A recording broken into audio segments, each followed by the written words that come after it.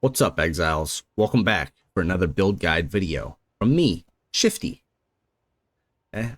This is going to be a Sparker. This is going to be a Spark build guide video focusing mainly on making a Sparker that is budget / SSF friendly. As you can see, I am solo self-found. I've built my character in solo self-found. My gear is not the best. I have 4700 ES with Eldritch Battery on. If I were to turn off Eldritch Battery, I have 6700. Just to give you an idea of ES numbers I'm achieving, I've only been playing this build for a couple days. Okay, but I built the passive tree and everything around being budget and not having a dream fragment specifically. Is dream fragments is like mandatory unless you play this version. Okay, I made this version up. It's very good. Okay. The Sparker, and without further ado, let me go ahead and just show you the leveling tree. Okay. Let's open Chrome. So first off is the leveling tree. Let me scroll like this. My webcam's not in the way. I recommend you go to this left path first. So you're gonna go up to exploit elements, chronomancy, this elemental wheel, and this arcane surge wheel. You don't get the arcane surge wheel until after you get your first ascendancy. Okay, after that you're gonna shoot up here and you're gonna grab all this lightning, a little bit of int to help you with requirements early. You're gonna get skill effect duration, and you're gonna get some prod speed. All things that scale Spark very well. Yeah, that is your leveling tree. Your endgame tree is going to be CI. This is a CI build. Okay. Not many, there's like no uniques that are required for this. But when you spec CI, it is required that you immediately grab Icebreaker. You also need austerity measures for the stun. The ES is extra stun threshold. Same thing with dampening shields. Okay, so those are mandatory. As soon as you swap, you need to have austerity measures, you need to have icebreaker, and you need to have dampening shield for the extra stun threshold. Okay, all this stun threshold will get you to over 50%. I think it's like 56% as extra. So if you have 5,000 energy shield and you get 50% of that as an extra stun threshold, the stuns are treating you like you have 2,500 life, which is not bad. Okay, pretty good. You don't get stunned very much when you're a life character with 2,500 life. That's about what I'd recommend. You try to get to 5,000 ES, and why is this clicked right now? And you try to get all this stuff when you swap. Okay, I think I would say you get lucidity and adverse growth kind of last. It's your late game defensive scaling, I would say. After you get all your ES nodes, you start going for that. Let me make sure the cam's not in the way. There you go. All right, so you should be able to see the whole tree now. So that's your whole tree. This is CI, and this is the pathing I recommend. Okay. While we're talking about the tree, I just wanted to highlight some anoints for you. Okay, so your anointments. I would recommend. This is your Ascendancy. I haven't fully ascended yet, but we're getting there. Okay, so when you're leveling, I recommend for the very first point, you get Constant Gale. That's going to be your first Ascendancy. Your second Ascendancy is going to be Strike twice. Okay? Get the double shock in, and your third Ascendancy is going to be Force of Will. You get this last or second to last because you don't have that high of mana numbers until then. Okay. And then your fourth point, I'm going to leave up to you. I'm probably going to go with Heart of the Storm. If you want a little more defense, you go Heart of the Storm. You want a little more offense, you go Scouring Winds. I personally haven't found Orb of Storms to be applying exposure that consistently. And you're only applying this to bosses anyway, so I don't know. I don't know if it's that good, but yeah, I'll leave the choice in your hands. I'm probably going to go Heart of the Storm, though, for the fourth point. But Scouring Woods is an option. There you go. While we're talking about the tree, I just wanted to highlight some anoints for you. Okay, so your anointments. I would recommend you anoint. Here, let me just take this from the notepad and just copy and paste. Control F. Alternating current. Okay, alternating current would be the first one I recommend. This is gonna be your budget. So if you want an offensive anoint and you want something budget that doesn't cost a ton of like really expensive oils, you'd go for alternating current. If you have like all the catalyst or all the oils in the world, then you would go for Wild Storm. I'd say I can just find it. It's right here. Wild Storm is pretty expensive. It requires like 2 of the black ones, I believe. Yeah, that's very late game. I'd grab this, but it's a lot of damage. Okay, for your cheap defensive options, there's 2 defensive options. Insightfulness. This guy, very cheap to get. It gives you a little bit of ES, a ton of int, and a little bit of mana regen. Okay. And your expensive defensive anoint. So you're either choosing between a defensive or an offensive anoint, depending on what's up here. I spelled it wrong. Mental Perseverance is your expensive one for defense, and this is just essentially going mom without going mom. You never click mind over matter on this build. You only grab Eldritch Battery after you get Everlasting Gaze, which is a perfect segue to go into uniques. Okay, so no uniques are required, but let me just show you some uniques that are really nice to have. So these, I chanced one of these. Okay, it's not mandatory, but it's probably the best unique for this build single-handedly. Everlasting Gaze. It gives you ES based on your mana. You get 30% of your mana goes to ES. Pretty cool. As extra ES. You don't lose mana based on this. It also allows you to go Eldritch Battery to be greedy and get even more mana. There's a weird calculation thing where if you go Everlasting Gaze plus Eldritch Battery, you still end up with ES and a good chunk of it.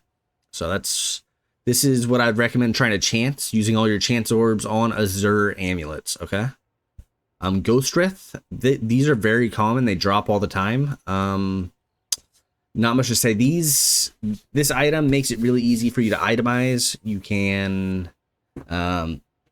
instead of just looking for ES and mana for your prefixes on gear, you can also look for life, which just makes it really easy to gear. You get, it's really hard to get if you're playing solo self on like perfect gear, but this is more flexible, and you can you have your res requirement and stuff. So you have a piece of gear that has, I'm not going to explain it. I'm not going to over explain this to you, but you get the point that it makes it more flexible for gearing, that allows you to pick up life on your gear as well. And last but not least, Kitoko's current, very strong gloves, very strong. They give you electrocute, which is like freeze for cold builds. Okay, very strong, very defensive, unique item. One thing to note, I would not use all 3 of these unique items. I ideally would not run this late game. I would drop this for a really high ES chest. The reason I wouldn't run 3 uniques on one build is because it's going to be impossible for you to get res capped if you do this. I'm running 2 uniques and having trouble. Okay. So I would recommend you don't go all 3 uniques. If you happen to have all 3, or if you are on Trade League, I would say don't buy all 3 uniques. Just get an Everlasting Gaze and like a Ghost Wraith or a Kitoko's current gloves. Okay. The gloves are OP. You can't use Electrocution Gem because it would take away your chance to shock. Okay. And that's a good segue. Let me just go over my gear real quick. All my gear is pretty poo-poo, except for the Everlasting Gaze that I chanced. I got it on my first try. I just used 1 chance orb on an Azure and just turned right away. Beautiful. I got the Ghost Wraith, which has nothing special on it. And these boots are the only thing that's really nice that I got. 250 ES boots with movement speed and nothing else. No res, nothing. Okay. But, so you're just looking for mana, you're looking for ES, you're looking for res. Most of my gear is a work in progress, a big work in progress. The helmet's not bad. It's got a little bit of everything I need. You know, since I have the Ghost Rift, the life is good, mana is amazing, and ES is good. I would have loved to have flat ES instead of the life, but it's okay. And then for your wand and your shield, plus to levels of spark is your #1 priority. So plus to spells or plus to lightning spells. Spell damage, lightning damage, cast speed, damage is extra are all very good. Okay. Cast speed, I think I mentioned. Yeah. That's stuff you're looking for. And I think I showed all the gear. The rings are okay. This one's decent. This one's not. Yeah, that's my gear. Okay, let's go over skill gems. Like, this is rough. I'm still on a 4-link. I still haven't found a 5-link. I used all my 5 links on my other build, and I thought I would find more, but I haven't found any yet. Okay, so this is gonna be these links are what I'd recommend for leveling as well. So first leveling link would be Pierce, then Acceleration, then Lightning Mastery. For your 5th link, I recommend Shock Siphon. Or for single target, you go Considered Casting. At your last link, I would recommend Inspiration because you're going to be having a really hard time with mana cost. If you want to be really greedy and you don't want to deal with the mana cost, you put this as your 6th link and you swap in another damage gem for Shock Siphon when you're on single target. I wouldn't always swap it for single target. I would use it just for like pinnacle bosses and stuff. I would swap out Shock Siphon, or if there's like, you know, some hard content that you're struggling with, I would swap it out. But the Shock Siphon will help you keep you alive. Until then, you just have to rely on ES recharge, which means as soon as you start getting low on ES, you have to run away and wait for your ES to recharge. It's kind of annoying, but it's what you got to deal with. Once you get a 5th link, put in Shock Siphon, and you will thank me for it later. Okay, it'll give you a lot of ES recovery. Life Flask doesn't matter. You do want recovery rate or increased amount recovered, and then you want gain charges per second on your mana flask. I recommend use a stun charm, just as a little band-aid fix, especially until you get the energy shield as extra stun threshold. But trust me, you really want that. You need this. You'll be getting stunned all the time if you don't grab this, okay? I already mentioned the importance of Icebreaker as well, but you'll be getting frozen all the time if you don't grab this, okay? So make sure you grab it. Don't forget. Some of you may be yelling at me right now, like, why are you using Pierce when you could use Branching Bolts? That's up to you. This is just my build. I'm old school. In PoE 1, Pierce is what we used, is what I always used with Spark. I like how it feels. And it's just an OG gem. You know, this is a new tech. Instead, you could use Chain, and then you can get +1 gem link. Okay. So for the next skill is Flame Wall. I use Flame Wall plus Fortress plus Spell Cascade plus Persistence. Looks like this. You want to cast your Spark through the Flame Wall to gain added flat fire damage to your spell. Very good. Next is Archmage. Of course, this is an Archmage build. You want to be stacking mana. Okay. You get lots of damage per 100 mana you have. Okay.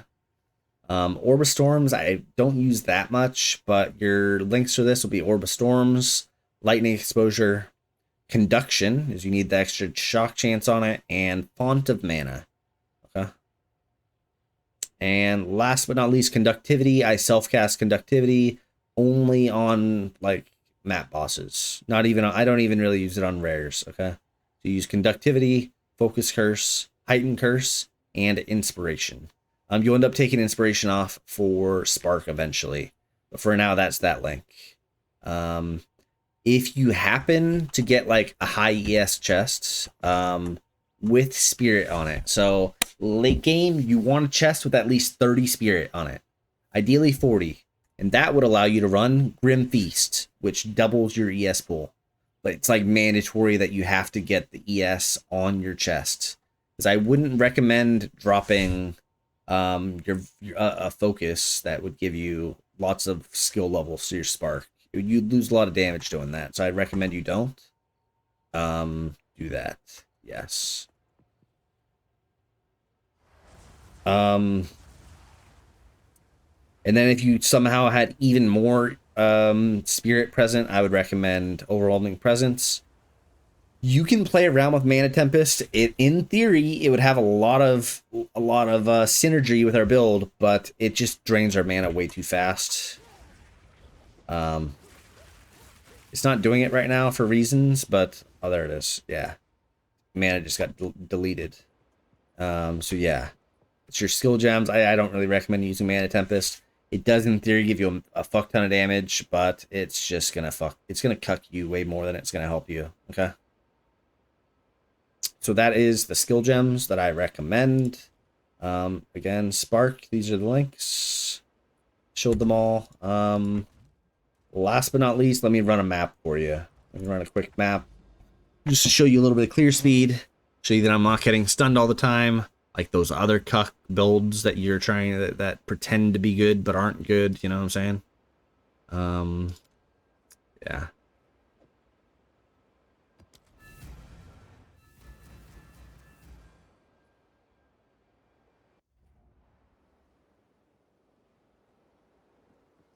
Yeah, the main appeal of this build is that you don't need a Dream Fragments, which is supposed to be like 100 Divines on softcore.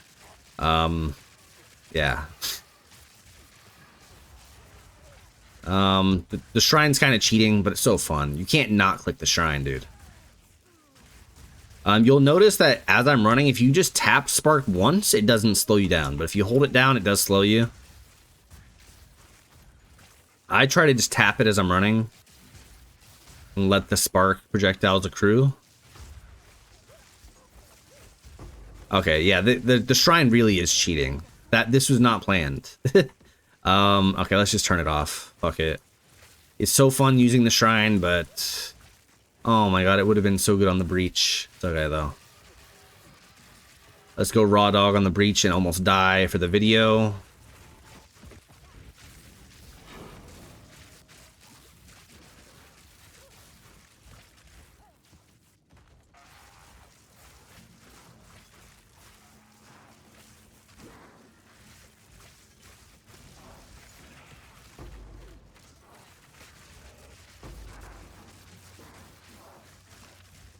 Uh-oh. Yeah, okay. Now we're getting low on ES. It's a little bit scary as we don't have any sort of recovery. Let's try to check out the right side of the breach.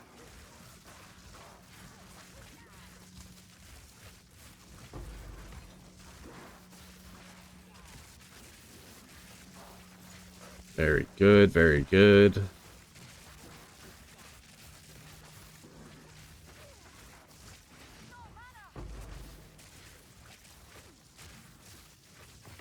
Okay. Yeah, it's just a regular old Sparker. And with that, I think that concludes just about everything. Let me take a peek at the notepad. Yeah, I didn't take that many notes for this. Yeah, I wanted to try to keep this video kind of short. Looks like we're at 17 minutes now. If you made it this far, thank you for watching. Yeah. If you want to help me out, go to my Twitch, follow me on Twitch. That would help me the most. Yeah. Or subscribe to my YouTube, but I would much prefer that you follow me on Twitch. Okay. Yeah, thanks for watching. I hope this build helps you. I'm going to go ahead and stop the video, and I'm going to go loot this breach. Yeah,